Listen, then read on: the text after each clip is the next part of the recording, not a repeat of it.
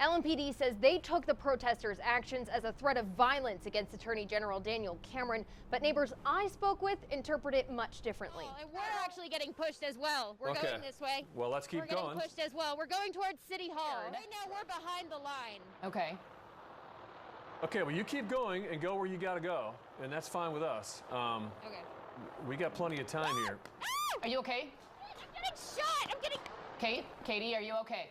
Rubber bullets, it's okay. It's those pepper bullets. It's those pepper bullets. Who are they aiming that at? Nice shooting at the photographer. At us, like directly at us. Why are they doing that? He's shooting at our crew.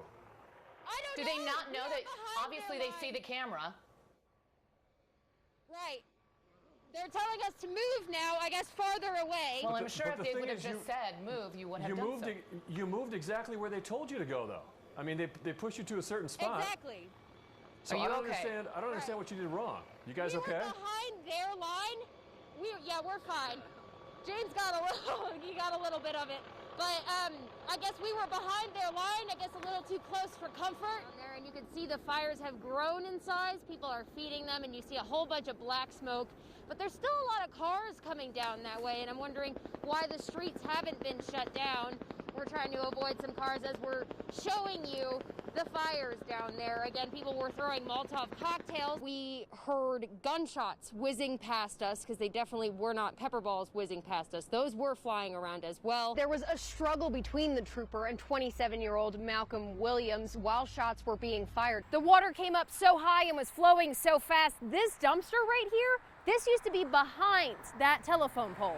The house is in pretty bad shape, but all 4 people that were inside and asleep at the time of the explosion were able to make it out. Mary Trusty is convinced someone murdered her granddaughter. It's not physically possible for a person to crush their own trachea, to unclothe themselves, and to lay down in bed on their side. New Albany police investigated the home of Jasmine McNew for days after her body was found and now say nothing points to foul play. The death certificate lists the immediate cause of death as combining her prescribed mental health medications and methamphetamine. It doesn't say she overdosed. What we want is that if you don't know what caused this, then say you don't know. Don't make it look like it's something she did to herself. On their certificate, it also says blunt force trauma contributed to her death. They say on the news that she had blunt force trauma. They don't mention that it was her neck was crushed. The trustees say McNew had been arguing with someone in the home prior to her death. They also say posts on social media lead them to believe someone knows something. And the way the home was found also doesn't add up. It was trashed, and that there was human feces found on the walls and in the bathrooms. For now, the ashes of their granddaughter sit on their mantle. For them, there's no closure. We don't feel good about laying her to rest until we know what happened. His name is everywhere on this busy corner of Goss Avenue, and if you hang around for about 5 minutes, you're bound to run into someone with a story. Oh, it was family.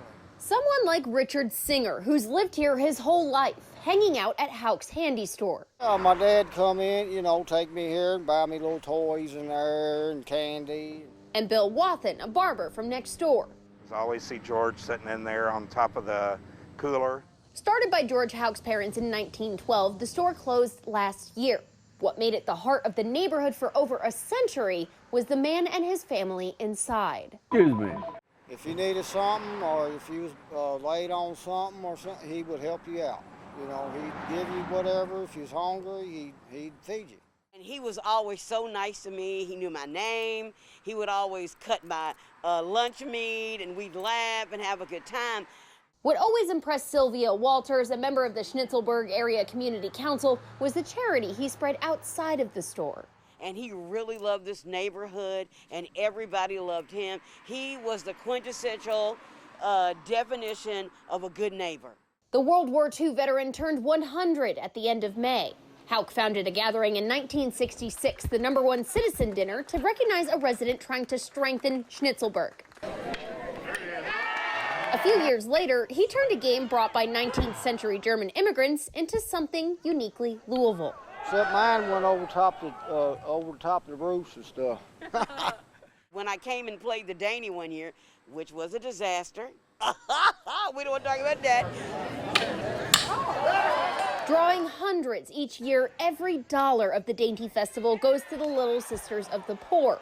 The Schnitzelburg Area Community Council will continue these beloved traditions, but they'll be much different without the man who started them and gave his neighborhood its identity. He went home in glory, and I'm so proud to have known him. In Schnitzelburg, Kaitlin Rust, Wave 3 News.